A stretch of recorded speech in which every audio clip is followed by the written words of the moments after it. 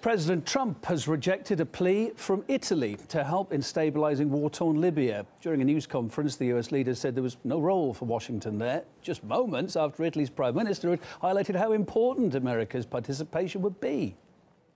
We need a stable and unified Libya. The U.S. role in this is critical. I do not see a role in Libya. I think the United States has right now enough roles.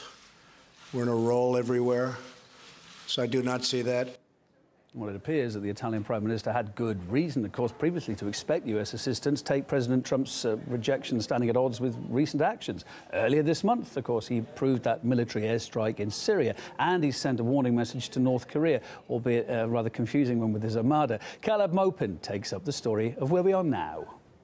We are losing billions and billions of dollars. We cannot be the policeman of the world. When Donald Trump was running for president, he promised to do away with foreign interventions and put America first. I will never send our finest into battle unless necessary, and I mean absolutely necessary. My foreign policy will always put the interests of the American people and American security above all else. That will be the foundation of every single decision. But American interests seem pretty far-reaching. For example, they include Iran, which is over 10,000 kilometers away from Washington, D.C. Everywhere you look, if there's trouble in the region, you find Iran.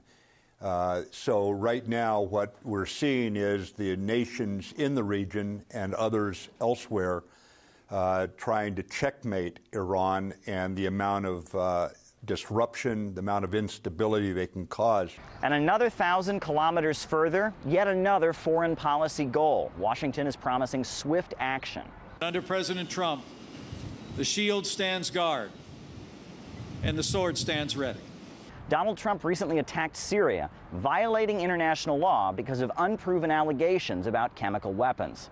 If Russia didn't go in and back this animal, you wouldn't have a problem right now. He was going to be overthrown.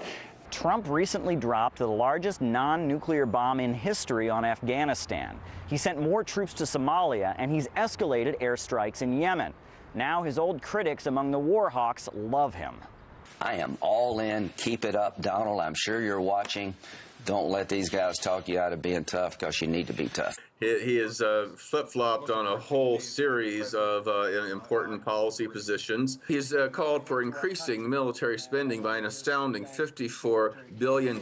This would raise the U.S. expenditure on the military to an even higher level than it was at the height of the Cold War with the Soviet Union. If you look at his record, he was not nearly as moderate as he portrayed himself to be. For example, he claimed he opposed the Iraq War, but the quotes from him at the time showed, in fact, he was a big supporter of going to war. Donald Trump might have promised not to be the policeman of the world, but now, 3 months into his presidency, one has to wonder if he's going down the same path as his predecessors. Caleb Mopin, RT, Washington, D.C.